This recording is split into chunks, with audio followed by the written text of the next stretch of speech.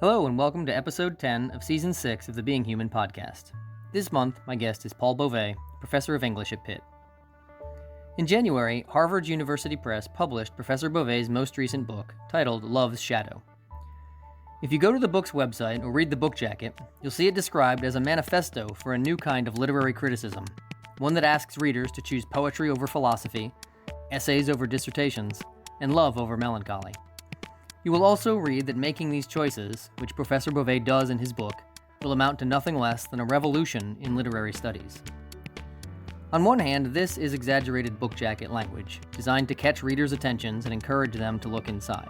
Those who do so, expecting a political or aesthetic program they can follow, will be disappointed. But stating revolution as the book's goal does accurately capture something of its ambition. It ranges widely over historical and contemporary texts, from Socrates to contemporary conversations about Black Lives Matter and the Me Too movement. It works in different artistic genres, including drama, criticism, poetry, and painting. It uses difficult language, but avoids professional jargon to do its work.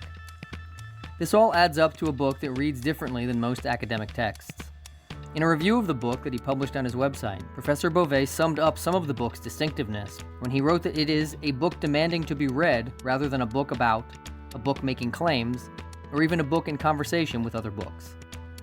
How then should we approach Love's Shadow if it isn't a book about anything? Professor Bové tells us, I think, at the end of the book's preface when he writes that our society and intellectuals should embrace, defend, and learn from poetry and criticism rather than live in melancholy among the ruins. These goals of embracing, defending, and ultimately learning from poetry are the goals that Love's Shadow sets for itself. They also name a positive, open approach that it suggests for its readers, and they name the approach that I tried to take to the conversation that follows. I should say before we begin that I had the pleasure of taking classes with Professor Bové when I was a graduate student at Pitt.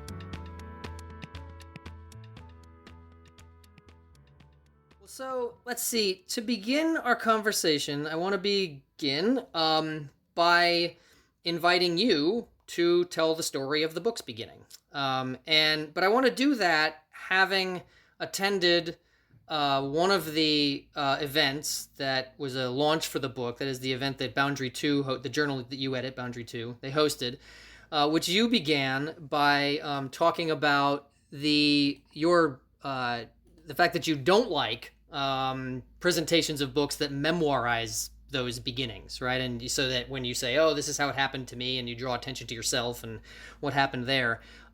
So having attended that event and knowing that you don't like starting in this way, I want to invite you to tell the story of the book's beginning, which happens in Paris and involves you reading Walter Benjamin and seeing Rembrandt, so that we can get these figures on the table in a way that will kind of put them in relation and put them in conversation so that we can start kind of talking about the work that you do in the book. And so if you wouldn't mind telling us about that beginning, that would be a good starting point, maybe. I accept that invitation. And you're right, I don't especially like the memoirization of writing because it tends to make attention move from the writing and the craft of the book to the accounts of personal experience, and in a period when personal experience in all of its various forms, from politics to scholarship, has become a kind of dominant point of reference. Let me tell you this, that almost everyone that I have spoken to, especially formally, about Love's Shadow has begun by asking me a question about the Rembrandt chapter, which is more than midway through the book. Everyone thinks very well of that chapter, and I've had people who are expert in the field that like it, so that's very good for me.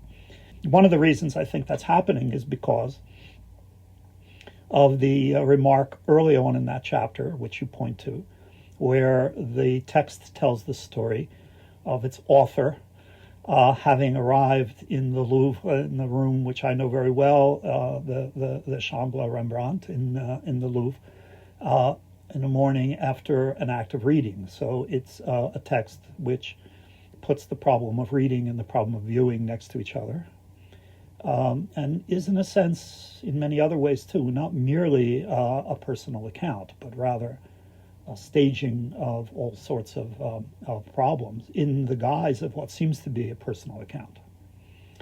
Now, I was talking with a friend who, on reading that chapter, said to me, it doesn't actually have to be something that ever happened to you for this to work.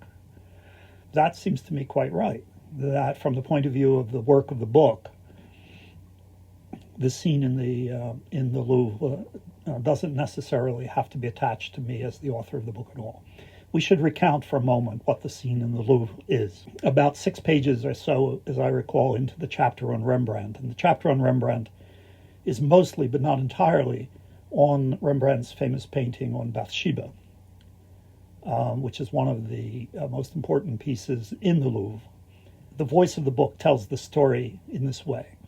The author has been reading reading Walter Benjamin again, this time in English translation, in an apartment in Paris early in the morning, ending the reading of the 1940 notes that Benjamin makes not long before his suicide, in which he writes the very famous passage about the painting he owned by Paul Klee called the Angelus Novus.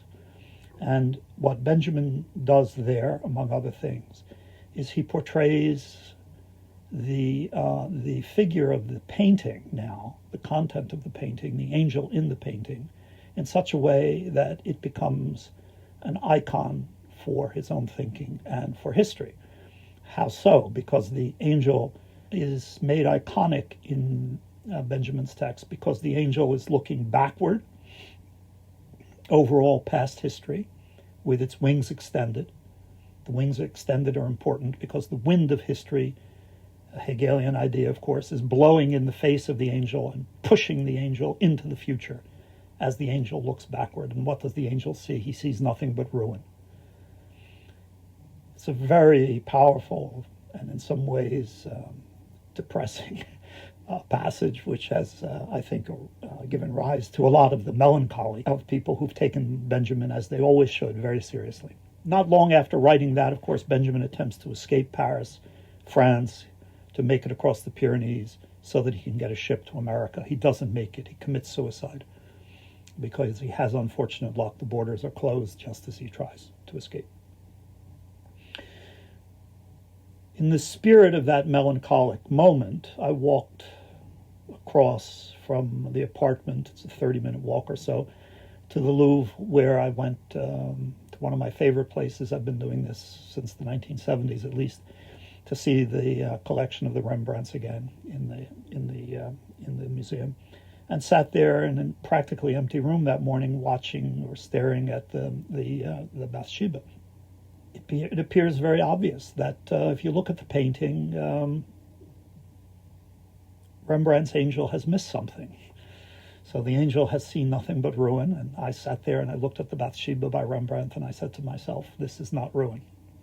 This is not a ruin. And at that point, something happens. And as the book presents it, it makes clear that Rembrandt's imagination is greater than Benjamin's. And part of what that means, and here there's a kind of an allusion to a point in Hannah Arendt about Walter Benjamin, that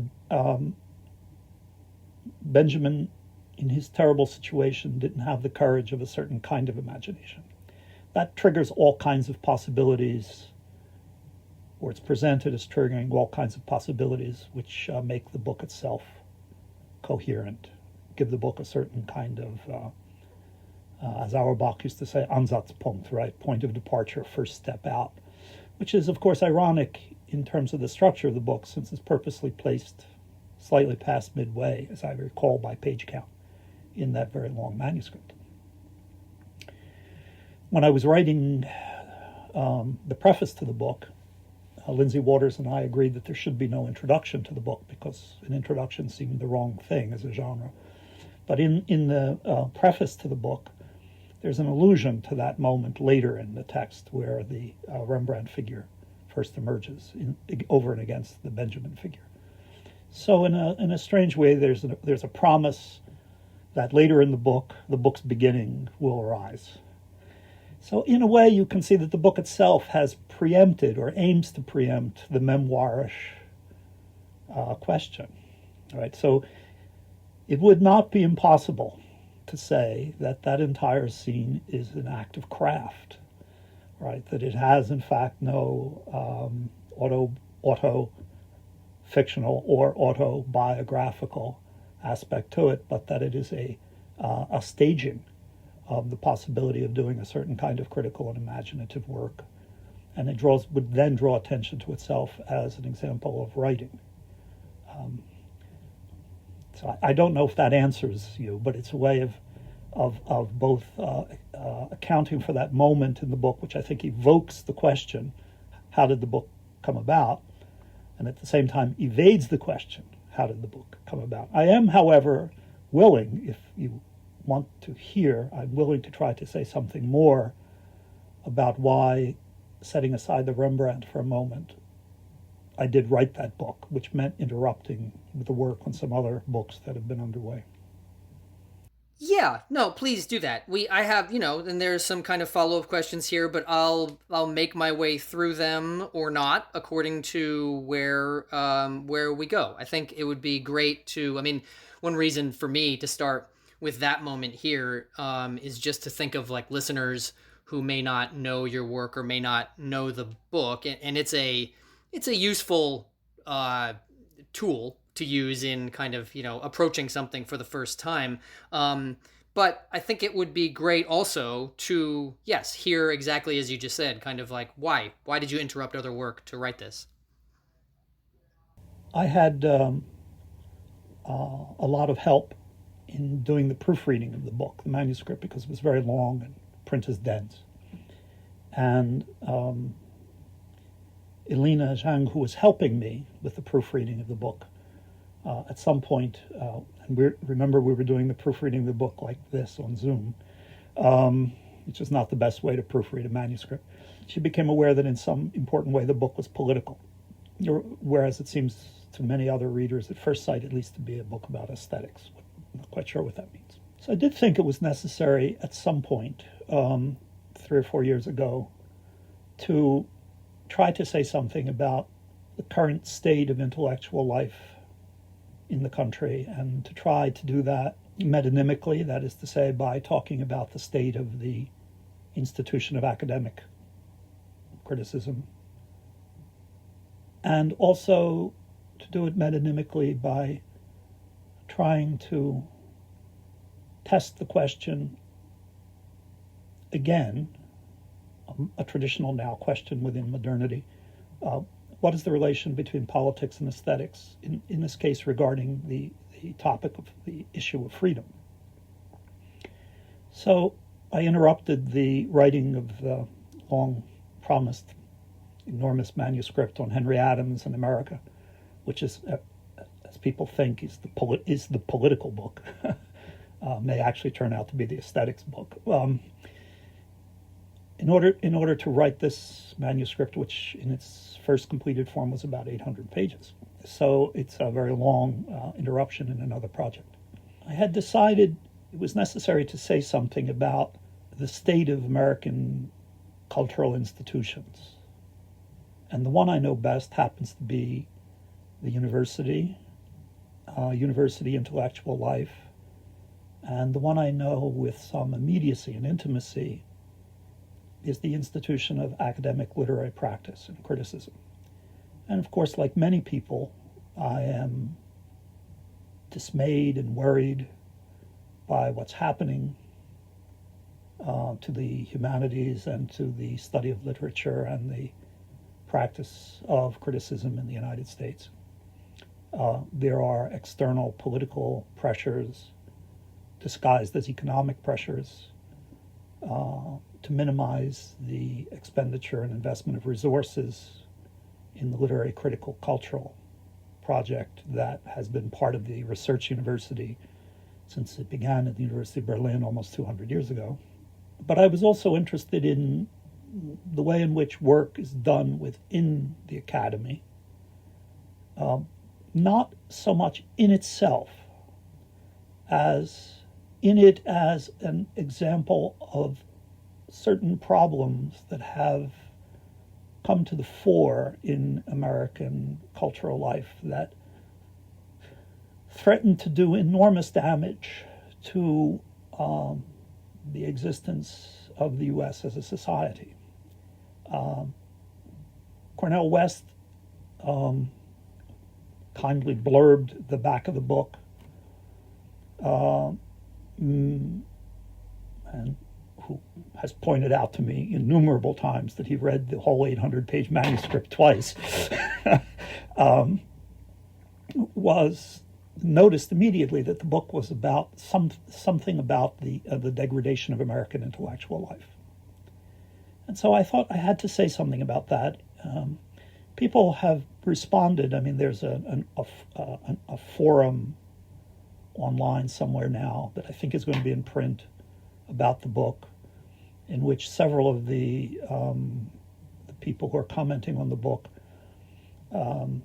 absorb themselves in debating whether what I'm saying about the academy or about individual practitioners within the academy are right or wrong. That is to say, this is a risk whenever you write a book of this size, of course, and attempted reach. People are always going to say to you, well, what about this? What about that? You haven't talked about this, you haven't talked about that, and so on and so forth, which is a way of not talking about the general and overall claims of the book. Or it's also a way of avoiding the fact that the book is itself a piece of writing and thinking, not to be measured by the what about this question. But the what about this question that tends to come from academics kind of misses the fundamental point, which is that the book really isn't, even when it's writing about the university academic practice, it's not really primarily about that. I mean, that is a metonym for what's going on in much of the country, including a kind of sloppiness of practice. It's a terrible way to put it. A kind of unthinking reiteration of forms of economic and social life easily visible elsewhere in the political economy and so on. So people think it's about the academy in some parts, and in a way it is too, because and this is something that I'm prepared to say publicly, I've said it before publicly, so in a way this is a kind of farewell to the academy. Don Pease, who was in the book launch, gives an extremely coherent account of how, and I think Bruce Robbins said this at another point too online, the book gives a coherent account of moving away from certain elements of the author's formation and announcing that. This is where I always worry about practices of reading. I mean, the author of this book is being so easily confused with me as a biographical person that it's kind of interesting that happens, especially since the book is constantly signaling itself as a kind of act of distanced writing. So it's kind of odd to me. But the book does, in fact, try to suggest its own movement away from a lot of the contemporary practices. It does not, however, it is impossible to imagine the book having been written by someone who wasn't thoroughly formed and absorbed in the technologies of literary criticism, literary theory, and so on, as I have been since the entrance into graduate school over 50 years ago now. So there are many entanglements in the book. There's also, and I guess this is where the influence of Henry Adams still remains, and I'll make another connection too if I can. You probably know this from your own studies in American literature, of course. Adams wrote 2 novels, and in writing those 2 novels, he was conducting an experiment. He wrote them both under pseudonyms. And when he wrote Democracy, and then later when he wrote his second novel, Esther, particularly with Esther, he urged his publisher not to advertise. He took his name off the books so that they wouldn't be seen as his works and so on. He wanted to see, as he said, whether or not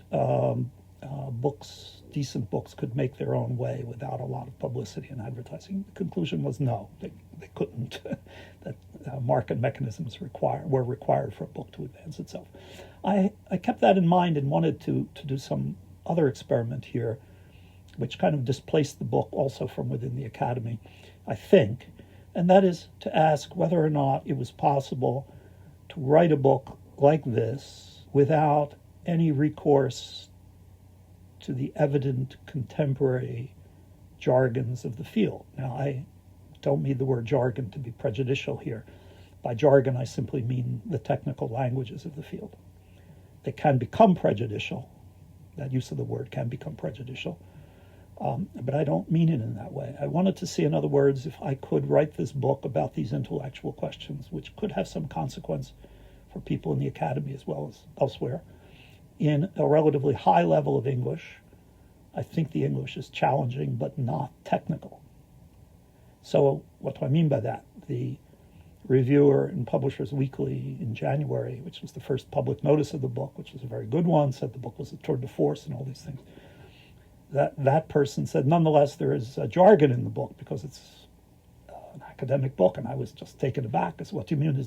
What could you possibly mean? This person picked the word metonymy as an example of jargon. Well, okay, it's a word that belongs to people who think about languages, but it's also a word that's over 2,000 years old. So it's high-level intellectual writing, but it's not. You don't need to be a specialist in speculative realism or digital humanities or something to be able to understand what's being said. So I wanted to test whether or not it was impossible for a book written like that to circulate both within the academy and perhaps to some extent outside of it. At first I was pleasantly surprised from the response outside the academy. The Boston Globe, rang up, wanted to do an interview, and quite wonderful about that. Publishers Weekly, which doesn't normally review academic books, and so on. So that gave me some confidence that it could work that way. There were lots of different purposes and motives, which almost none of which, as you can hear me talking to you, have anything to do with the expressed written content of the book itself. Yeah, well, so let me try to pick up on something you mentioned in your last explanation of kind of some of the contexts for your thinking when you were writing. And I want to, it's kind of jotted down unthinking reiteration while you were talking, and this being kind of one of the things that you see, in scholarly work, but also more broadly that you're kind of responding to here. And I want to ask you about what was probably the most, for me, the footnote that stood out the most to me in the book was one where you mention Marilynne Robinson, who also, and you mention her on this topic, writing about unthinking reiteration. And I will say that reading Love's Shadow, the prose in Love's Shadow, reminded me of nothing as much as her essays. And one of the main ways in which I saw the two together is that they absolutely demand that readers read slowly. This is something that just kind of to me jumps off the page when I read her essays. I will say I first encountered Marilynne Robinson's essays, the What Are We Doing Here essay in the New York Review of Books, and it just seemed like it didn't belong there. In much the same way I think you maybe were describing writing a book that you hope doesn't belong, in a sense. So, I don't know, I wonder, can you talk a little bit about that, pick up on that idea of slowness, or maybe, I wonder if the comparison to Robinson can help you talk even more about kind of what you're doing here? Curious coincidence, you can't see it in the picture, but over there is a table, one of the work tables I have in this room, and her essays are sitting on it. I depart from her a little bit because I'm not a believer, of course, and I don't have some of her confidence in America. Almost everyone I know or have heard of who has spoken about the book has said two things about it. One is that it's hard prose. Fine. It's meant to be hard prose. And the other is that it does require slow reading. One of my friends and colleagues tells me he reads a few pages every day. Someone, I guess it was Hortense Spillers, on looking at it first, told me in an email that reminded her of the slow cooking movement. That's almost a private in-joke because Hortense, of course, her great collection of essays from the University of Chicago, has written about food and cooking a great deal, and I was fortunate enough to be an original reader for that manuscript for her, and remember talking with her about her commitment to food. But yes, slowness is crucial. Lots of things to say about that, I think. I guess on the first level, which is in a way the obvious socio-political level, prior to the very recent decision to minimize in the extreme the investment in literary scholarship, in especially English, but all national literature departments in American universities and colleges. Prior to that, as you know very well, and we all know from experience, universities are insisting on increasingly rapid production. 2 books, sometimes 3 books for tenure.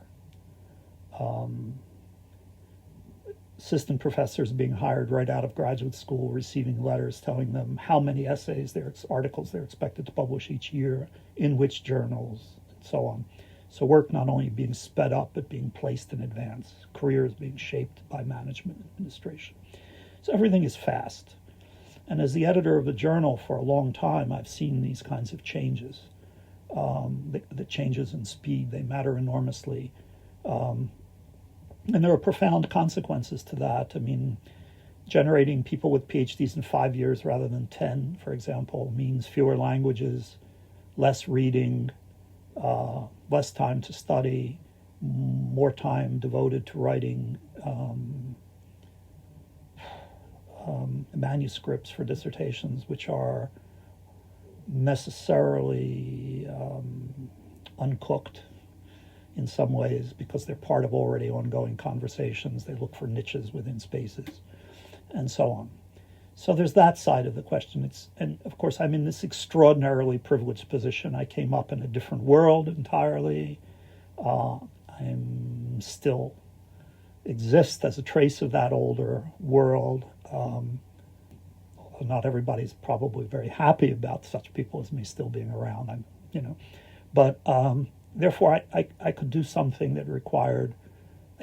I don't know whether it took a lot of time to write it. I mean, I don't have a sense of that anymore. I mean, essentially, I wrote 800 pages over the course of 18, 20 months. So I don't think of that as especially slow writing, although it required a lot of writing almost every day. But it was pretty intense, and it's built down. And to read it, yes, some parts of it are very demanding of slow attention. The Adorno chapter, for example, which is long, was longer in its original draft, and its original draft was 100 pages long. And I remember Lindsay Waters telling me it was longer than some book manuscripts he had seen. So yes, it does require attention. Somebody wrote about the book that trying to summarize it would result in a manuscript as long as the book itself, because the prose is textured in such a way that it's highly elusive. I'll borrow a term from my friend, the great American poet Charles Bernstein, who calls his work echopoetics, right? And I will borrow his term echo. There is a way in which the prose is elusive. It reenacts because it's consciously rewriting and writing with the tropes that it inherits. For a reader who wants to spend time with it, it's necessary to see how the prose is echoing different things, not only again in content, but in fact in style. So careful or slow reader of the book notices that the prose of the Adorno chapter is the prose of Adorno. And that the prose of the chapter on Plato's Symposium is the prose of a modernist Anglo-American practical critic. Yes? So the proses are different. The prose of the chapter on Shakespeare and Rosalind and Paulina in the final essay in the book is certainly not the prose of the discussion of Wallace Stevens's Auroras of Autumn. and that prose is in Stevensian terms as hard a writing back against the pressures of the real as you can possibly find. So the prose is demanding in that in many of the chapters the prose is particularly ad hoc, but it's ad hoc in terms of long traditions of play. And the book tries to signal that, I think. So an example that comes immediately to mind is in the chapter on Plato's Symposium. I think the chapter says at one point, if it were a literary critic talking about the Symposium, this is what would be said.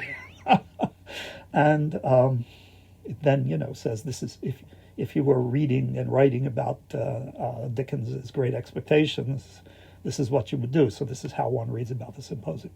So the chapter points to all these different ways of doing things because the book is, for the book, the value of memory is crucial. The value of learning is crucial. And here's one of the issues around the Rembrandt in particular. Now I use a word which makes many people uncomfortable, but I don't have any particularly good single word replacement for it. And that is to say, the ability that Rembrandt had, for example, at one point in his career, to have learned to control all of the inherited techniques of his art in order then to do entirely different things with them. The way Picasso, could step from one style to another. In a way, that kind of mastery of tradition and skill, and then its redeployment, it's making it new to different effects and different circumstances, is one of the things that the book tries to do. And so you have to stay with it. Yeah. Does that help as an answer to the slowness question? No, absolutely. Yeah, absolutely. And it kind of like helps fill out the idea of the slowness, and connect it to what you were talking about earlier when you were talking about kind of your idea of why you wanted to interrupt other work to write this, right? It links up. The slowness is part of that effort. Somewhere you may remember me talking about, I think it's in Writing on Atoms, talking in the 90s, talking about the memory palace. And in the Adams book Memory Palace, that is to say the geospatialization of knowledge and tradition is in the background of this book. I mean, this book is much more time-oriented, but the idea that tropes which are constantly turning in order to work need to be within some kind of chamber. No one that I know of has yet picked up on the fact that in the Rembrandt chapter, there's a lot of rhetorical emphasis on the way in which the Louvre has created a chambre to hold the Rembrandts. And interestingly, to hold the late great Rembrandts in a highly selective way. And the book complains about, using Van Gogh's objections to Baudelaire, the book complains about the rapidity of passage through a chamber. So the book is constantly signaling things about not only what matters to it and to its author, but also should or could matter to its readers. In part here, and this is one of my concerns about the Academy. People claim to read things and take on what they've read, but don't allow what they've read to have consequences for how they do things. And so I understand that. One PhD, after all, for example, is a sign of qualification. That means qualification in the profession. But one of the elements of the profession, to go back to the question of iteration, should be to recognize that iteration is unlearning. It's an antagonist to learning. It's an antagonist to invention. It becomes, in Stevensian terms, one of the elements of reality that against which, imaginative intellect, criticism, poiesis must press. So, anyway, I'm sorry I interrupted you.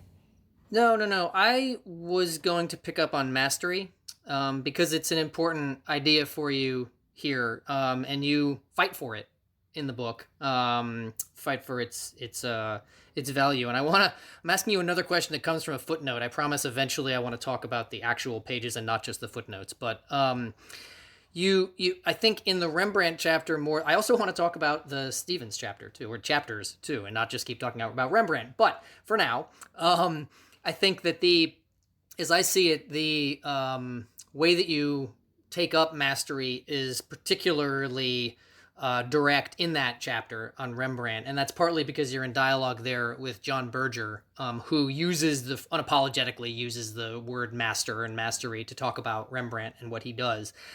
At one point, when you are talking about Berger using that language, you footnote and then mention a kind of critique of mastery, which is a way of thinking that scholars or academics pursue at this point.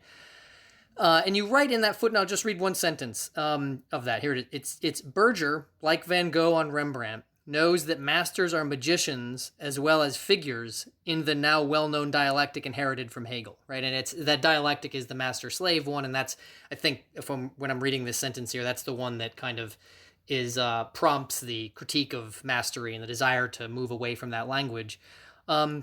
But I want to ask about the Berger knows that masters are magicians, right, as well, right? This is his additional thing. And I want to ask what you gain from holding on to mastery here, rather than rewrite, just taking this sentence as a prompt here, rather than rewriting what's happening in what Adorno is doing, what Stevens is doing, what Shakespeare's doing, what Rembrandt, because mastery is a part of, for you, what all of their achievements are. It involves mastery. Could you rewrite it as magic, right? Given this sentence, what's the investment in holding on to mastery here? What does that give you writing this book? It gives me the ability to end the book having abandoned the term master and invoked the term magician, and having also moved from the gendering of master to the gendering of magician. So in the final chapter, mastery disappears, and Rosalind in As You Like It and Paulina in The Winter's Tale appear as magicians. And the transitory moment is perhaps in the Stevens chapter, where, in a way which is false as explication to the poem itself, the account of the poem turns from the figure of the master, who is the father in the middle of the poem, turns from that to the figure of the rabbi at the end of the poem. Remarkable. Hauls harridan and brings up the witch, and then turns the account of the poem, which could and should in a way end there, the account of the poem turns back to its own middle to reclaim the figure of the mother. Please no Lacanian analyses at that point, because that's a controlled movement. Because from that point, from the figure of the abandoned master, in the middle of the auroras, to the figure of the rabbi, to the figure of the hall's harridan, and back to the figure of the mother, the structural and rhetorical switch is then immediately to the figure of the young woman as an object of sexual violence, which then sets in motion the hard-won task of arriving at the figure of the magician gendered away from the masculine. So it is possible to do something with the term, to do many things with the term master, including, among other things, in the book, abandon it. Right. So it's not, as we used to say, it's not accidental that there's the footnote with, although I'm unbelievably flattered by the fact that you read the footnote, and I heap praise on your teachers for having gotten you to the point where you read footnotes. That footnote about the master and the magician is not accidental. Just as the use of Berger is not accidental either, because Berger is not only extraordinarily valuable as a critic, let's say, right? The things he says are remarkable, but he's also carries with him into the battle, as it were, and the book is very much about agonistics, right? He carries with him into the battle all kinds of approvals and authority, including as a Marxist and a figure interested in social justice. And as you say, he's unabashed in his use of the word master. But I find in him as well this moment where the master and the magician, kind of somehow coalesce and then separate. It's also true, after all, in Beckett's rendering of the master-slave. I mean, this is really a distraction.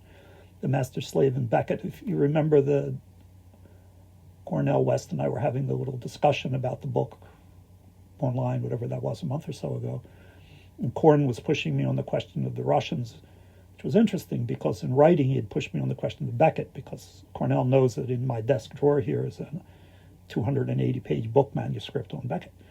So this question is absolutely important, but the movement of the book is away from master to magician.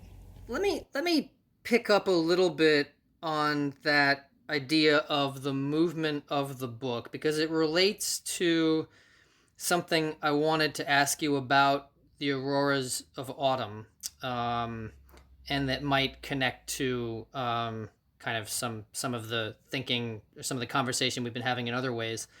One of the things that you focus on in your reading is the phrase that begins, so that's the poem in 10 cantos, right? The Auroras of Autumn is, and cantos 2 through 4 begin with the phrase "farewell to an idea," right?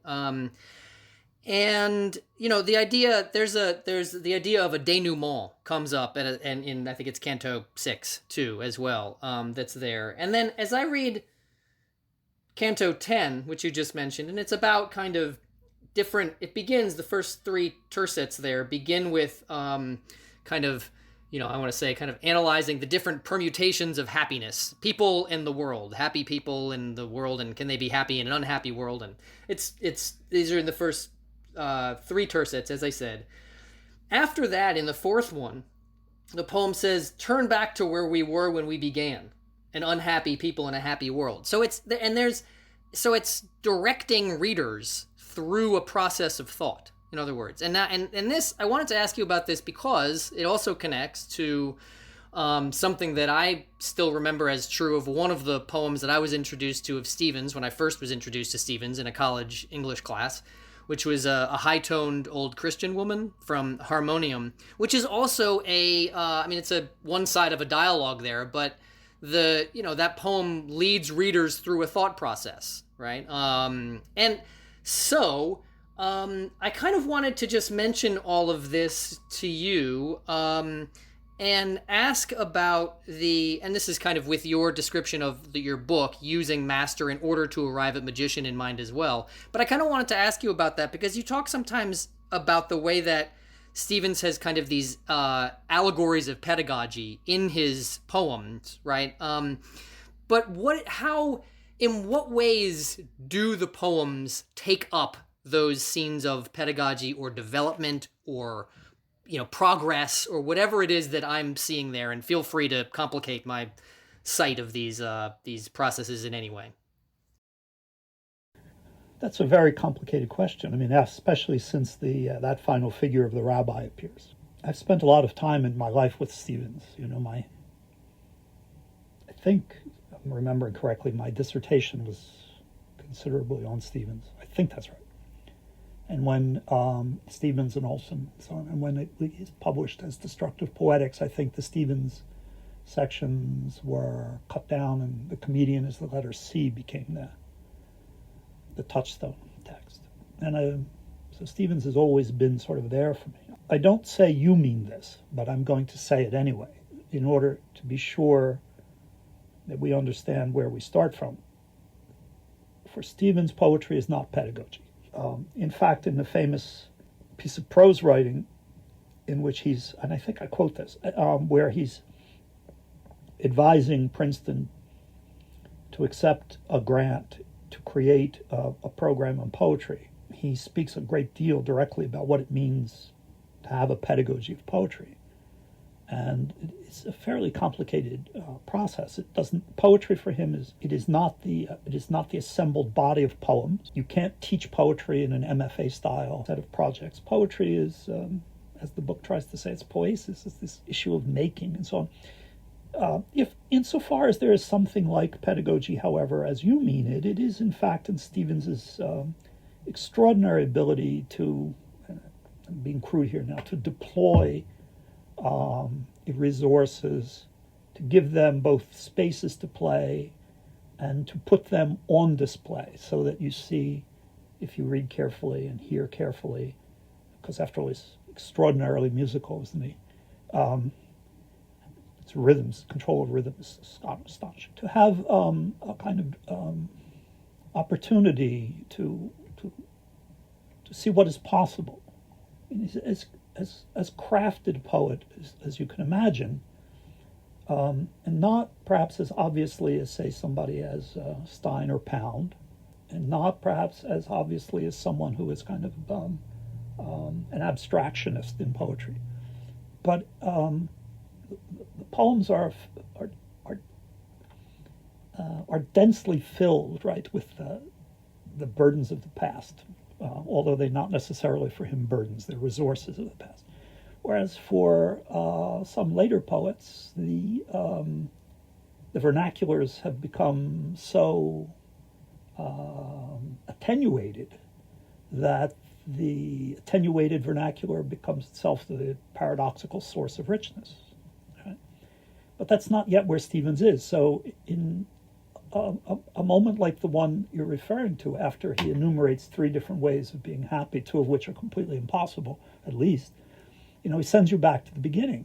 It does have the appearance of a pedagogical or an injunctive statement with its effect upon a reader, but I always think of them as moments like that, as like any other moment, as being performative. So they're staging. We're back, here we are, we're back to the beginning. I've taken you through these things, and here we are again. The ambition, I think, is to affect the imagination of the reader.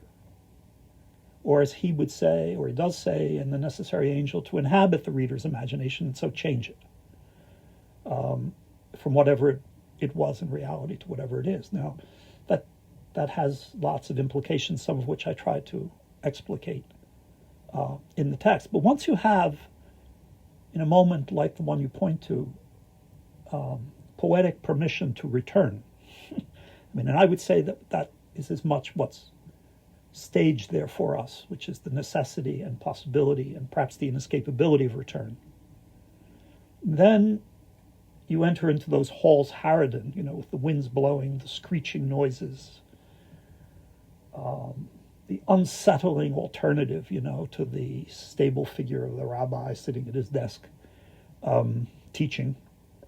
Then you can do what I do. You go back to the figure of the mother, where the winds are pounding against the windows and violence is all there. And then you slide from that violence to the moment where Rosalind says, young women traveling alone, we're very likely to be raped. And that sets off, another movement. So I think it's about movement, it's about resources, it's about writing. I don't know if this is fair to say or not, but I feel that the book as an act of criticism, is insistent on itself as an act of writing. And part of what bothers me, I guess, and concerns me, however, is that book offers itself as something to be read. And when, for example, as in some of the online commentary I've been looking at recently, to which I'm supposed to respond, the reading doesn't take place. Instead, what you get is loud objection. Well, you can't say this about X because what about Y? Well,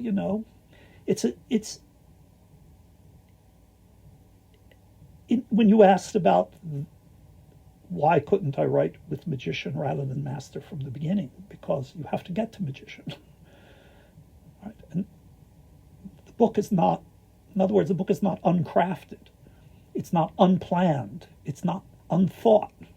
Right? It is shaped. And therefore, what it is not, as I've said a couple of times now publicly, it's not what it's about.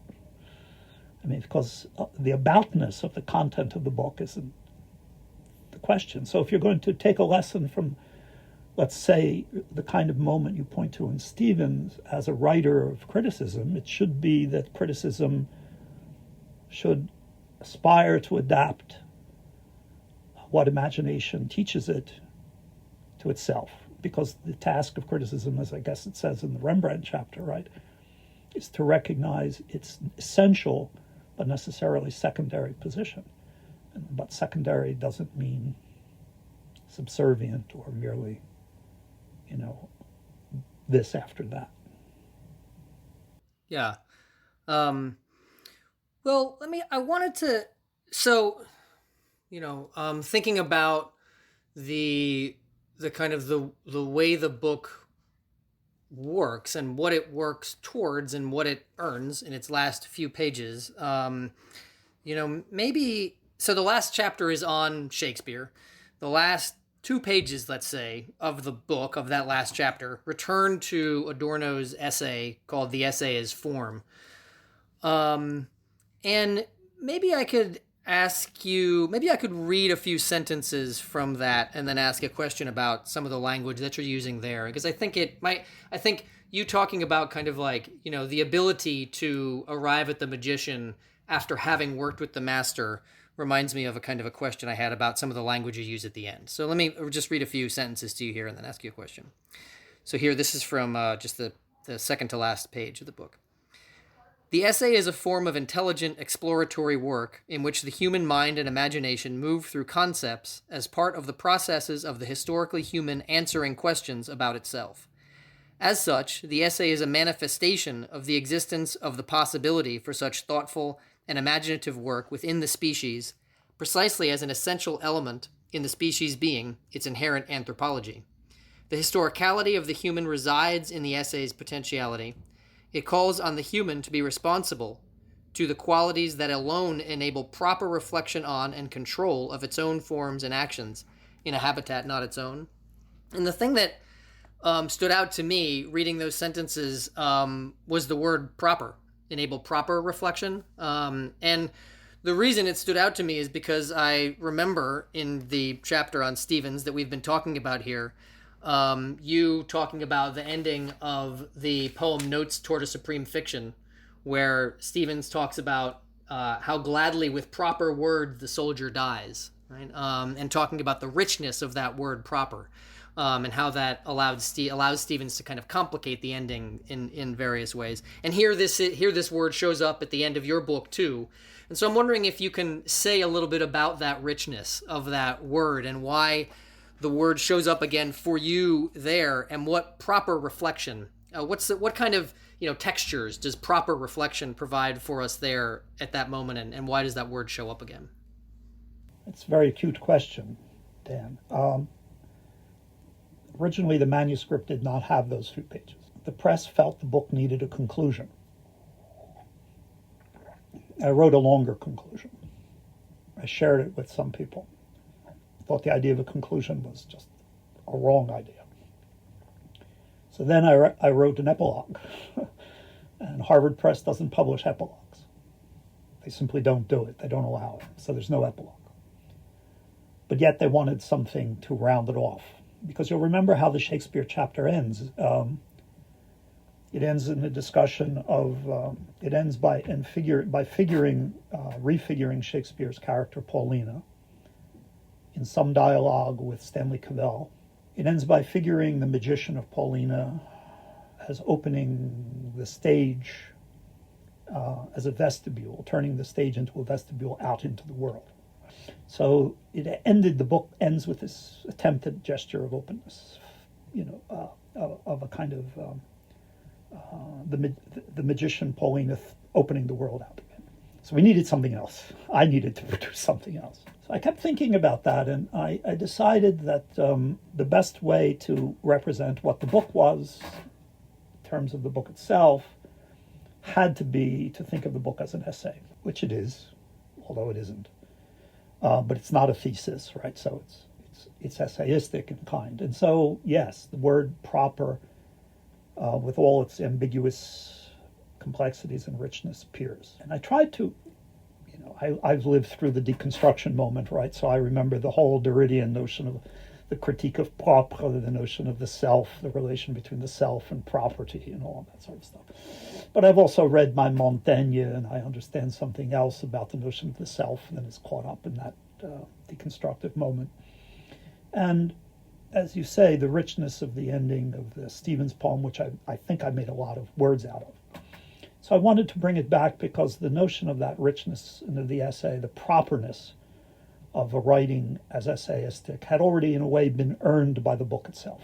So proper there is set against, this was the best I could do, and I'm unhappy with it. The best I could do was set that word proper against the next image, which you also cited, which a habitat not its own, right? Because I was raised as a Catholic. I studied with the Jesuits for God knows how many years. I know that the world was given to man, as they say, right, to be named and all the rest. And of course, the damage that mythology has done, especially in the carbon era, has been atrocious. So the habitat is not our own, but the species does have the obligation to at least think of itself as necessarily a creature that should be responsible and not parasitic, or worse.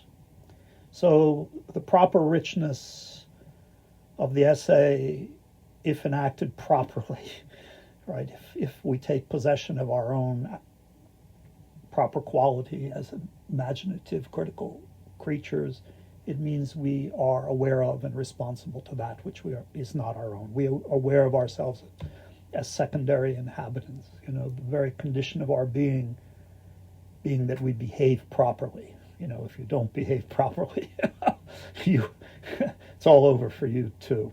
And that is, in fact, I think part of what the book is about. I mean, the book's theme on that level is if you don't do things properly, you're going to be unfree. Freedom needs to be earned. The species somehow has acquired something like the quality, an evolutionary quality, to make itself, to be historical, to be an agent in historical terms. All these questions, of course, discussed at length. But all those ontological and anthropological species characteristics, are inscribed within a habitat, not one's own. So the not one's own was also, as an image, a faint echo of where I wanted the book originally to end, which it was in the moment of Paulina making the post-tragic world of comic romance, managed through her magic, a vestibule out into the world, right? A place not our own. So that was the best craft could make out of editorial demand, that there be a... Don Pease immediately noticed this, and he said, "What do you want that there for?" And I said, "I don't want that there." That is really helpful, honestly, in understanding those last few pages. I also, you brought up this idea of kind of like naming and thinking about the, the kind of dangerous ways of thinking and being associated with naming. And that reminded me of a question I wanted to ask you about the book's title, which I don't think, see you laughing, because I guess the question I wanted to ask is motivated by my sense that, like, in much the way that you were just describing those last few pages as kind of something you had to do, like, if you could have this book not have a title, then maybe you would also do that. That was my sense anyway, of reading it. And I let me kind of mention a few other things about that and then see if it prompts any comments on your part. Let's see, of the kind of four major figures that you talk about, there's Adorno, and there's obviously way more than that, but the figures that have chapters devoted to them: Adorno, Shakespeare, Rembrandt, Wallace Stevens. Plato has, that's right. Yeah. That's right. The book itself, as you were just describing, I think, is most like Adorno's work in that it's most like an essay, right? It's critical intellectual work. And although, you do so much work here talking about the way that Adorno and Stevens are doing similar work and other things like that, I don't want to kind of put boundaries on the book that it tries to challenge. But in any case, that this book as critical intellectual work, thinking about it in that way, kind of, made me pay particular attention to the way you write about the lines that Adorno places as the epigraph to his essay, The Essay as Form, right? And those lines come from an unfinished work by Goethe, and they are, in the quote here, destined to see the illuminated, not the light. Right? You follow, after providing that quote, you follow that with the words, I am tempted to say that everything required of a critical intellectual is in this phrase, right? That's, quite a temptation. Stood out to me. And as I thought about it more, I realized that this phrase and the kind of illumination and light brings us into the kind of the realm of the title and shadows and things like that, right? You go on and talk about this phrase here in the way that it invites a critical intellectual to put aside the kind of Platonic duality of reality and imagination, or reality and unreality, for thinking about texts in terms of the kind of work that they do, right? And it made me think about the book's title, right? Not necessarily as a title. It reminded me of the fact that the book has no subtitle, right? It's not Love Shadow : and then whatever else after that. But it made me think that, perhaps the title of the book was striving to kind of describe what the book is, right? That is a shadow, perhaps. This is 442 pages, of a shadow, something like that, rather than a name, rather than naming it. And I wonder if that is kind of in line with the way you were thinking about that love shadow, that phrase. It's very interesting. I mean, I thank you for thinking about that and noticing that line from Goethe. Again, no one else has mentioned that to me, although I would have thought that since I made that statement, it was a pretty important claim. I had no alternative title, and I was damned if I would have a subtitle. I can say, obviously, why no subtitle. I'll tell you in a little anecdote. Someone who's a very dear friend of the book and who has read it very carefully said to me on first encountering the book, that after looking at the first 3 chapters or something, the reader's expectation was, okay, here's the theory chapters. They've already been done. And now comes Stevens, Rembrandt, Shakespeare. These are going to be applications of the theory. And of course, it's not that at all. And so the friendly reader of the book was pleased and dumbfounded. The reader had the expectation, because that's the convention. The subtitle would be the convention, Love's Shadow, imagination, reality, and criticism in the period in the West, or whatever subtitle you want. I'm not going to do that, because those would be designations, pointers that would replace the work of the book with substantives. So yes, the title of the book, there is about the title of the book something enigmatic, right? I mean, the chapter on Adorno and the remarks on Benjamin and Adorno together picks up the issue of enigma. The book is in a way a shadow, but it's love's shadow. All right, and if there is a light, an illumination, a source, it's love that, after all, casts the shadow. And love is a constant, point of reference, verbal presence, however you want to describe it, in various figurations throughout the book. The antagonism that the book represents towards people who are in fact masters in the worst sense of that term. And there are such figures. I mean, the book objects particularly to intellectuals in the academy, but not only, who want to be vanguardist figures, establish their authority over followers. I mean, the book prefers, for example, Said's notion that Edward Said, that is, notion that he wants no followers, he wants no ephebes, counterposes that figure to others in the academy, prize-winning figures whose ambition clearly is to be the leader of troops in the academy. So love stands against that kind of tendency towards authoritarianism. And in fact, in the large context of the book's concern over freedom, the idea that an intellectual would want himself, I will say himself in this case, to be iterated, to be a figure of authoritative influence, is precisely a figure whose book's titles are commodifiable and easily repeatable. You can't have people doing love shadowy work, right, after this, which of course, from the point of view of a press, for example, is not a good thing because it's harder to commodify. And I have to say, by the way, I'm going to open a parenthesis here. I have never before worked with Harvard University Press. The major books were published by Columbia and Duke in the past. Columbia is extraordinary. Bill Germano at those days was my editor. It was wonderful. All the time I've been editing Boundary 2, I haven't been able to find the time to write big books again. But publishing this anomalous book with Harvard University Press has been a fabulous experience. You can't say enough about Harvard's tolerance for the eccentricity of the book, for the trouble I caused them about certain things, for the quality of production, the ability to take what was 100 pages of footnotes that, since you've looked at them, exist almost as their own text, right, over and against the manuscript itself, and to preserve all of that, etc. So I have nothing but enormous praise. And you see the design of the cover, which was a Rembrandtian image for which they were happy to pay a cost, from the Louvre. So it's nothing to be said but praising things about Harvard Press.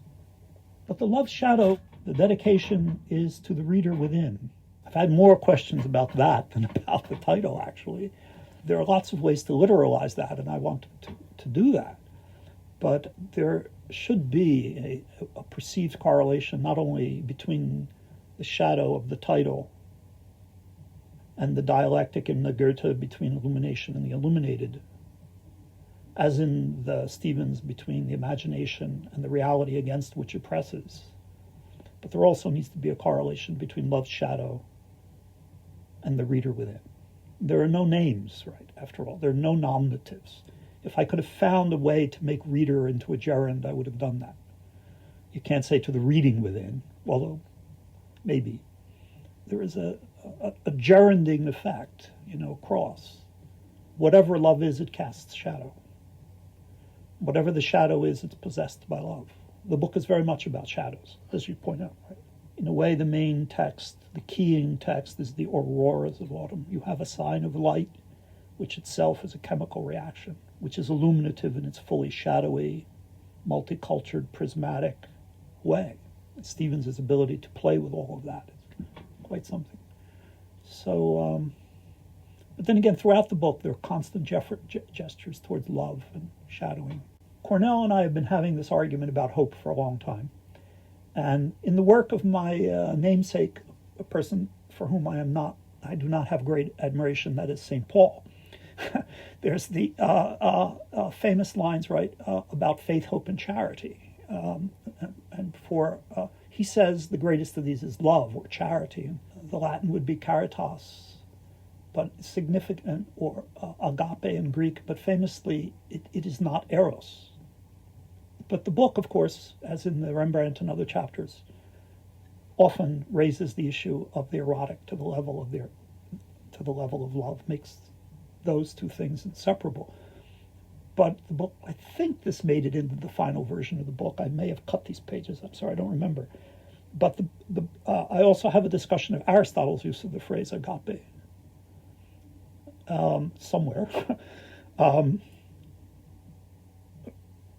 which has to do with the notion of raising things up.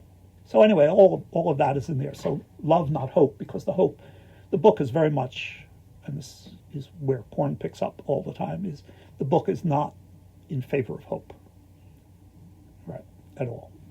It says at some point that when hope appears, that's because imagination has failed to do its job. Yeah. Well, I want to ask one other, you're, I was kind of through with most of my questions on the auroras of autumn, but you're talking about the poem in connection with this, what you were bringing up of kind of gerunding reading, right? From going from reader to reading, right? And to the reading within somehow being something, being a maybe even more appropriate dedication for the book. Um, you know, there's one line in The Auroras of Autumn that when I read it through the first time, and I should say I had not read it before, or at least not read it carefully before preparing to talk with you here today. And reading, it's a difficult poem, you mentioned that, and it's, known to be difficult. But when I was reading through the first time with my kind of like basic knowledge of Stevens, Snowman and Ideas of Order at Key West and some of the, poems that are pretty well known. The lines that kind of, a few of the lines anyway, that really stood out to me as something that I could where I could place what was happening in the poem happen in Canto 6. And there, after the poem has talked about kind of the light, right? And this is after the moment of the denouement has to be postponed. There's an ellipses there. And then, this is nothing until in a single man contained, nothing until this named thing nameless is and is destroyed, right? So there, all of a sudden, for me as a reader going through it, I think I know, okay, here we have him talking about imagination and reality, and then I'm thinking back to the first or the second canto where he talks about the man walking and turning blankly on the sand.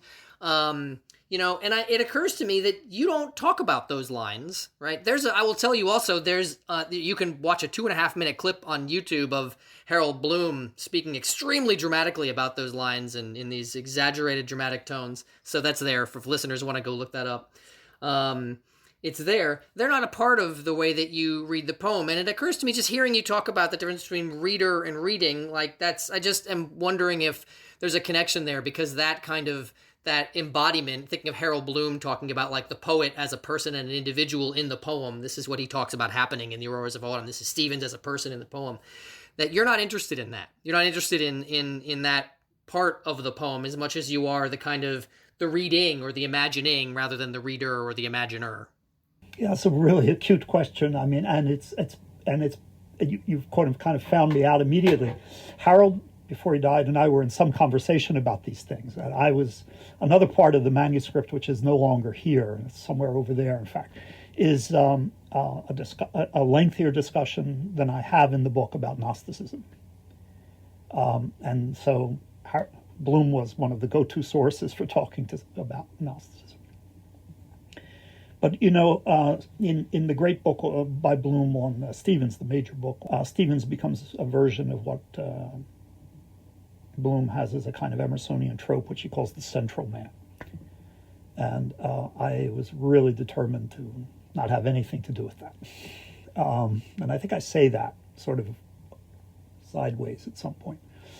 But to come to these, to try to interrupt myself by picking up these lines and then having to erase the prejudice of the established reading would have been a pain in the butt.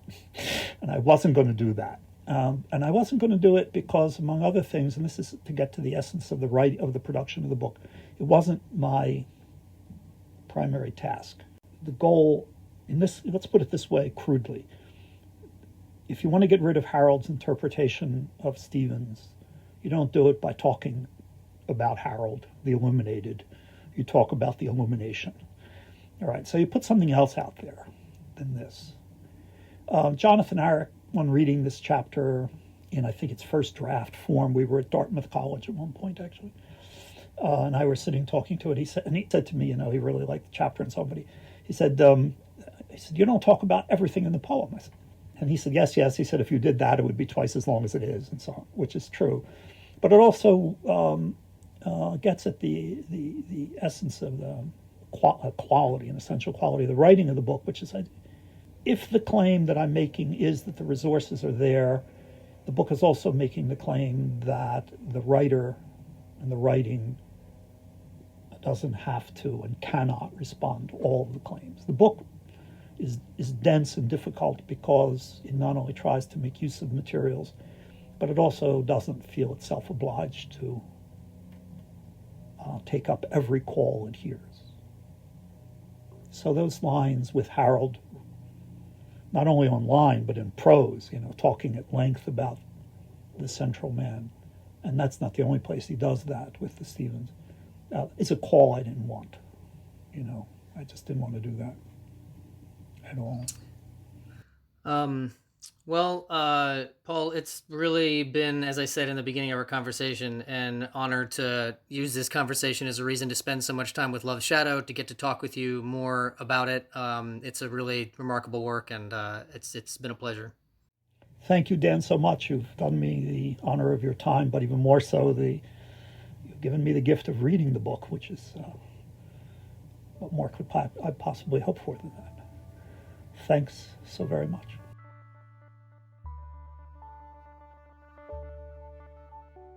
That's it for this episode and this season of Being Human. We'll be back with new episodes in September. This episode was produced by Jacqui Sieber, Humanities Media Fellow at the University of Pittsburgh. Thanks to Jacqui for all of her fantastic work this year.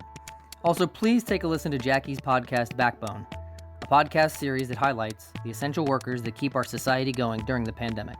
You can find it by clicking the podcast tab on the WPTS website, or look for the link in this episode's description. Thanks, as always, for listening.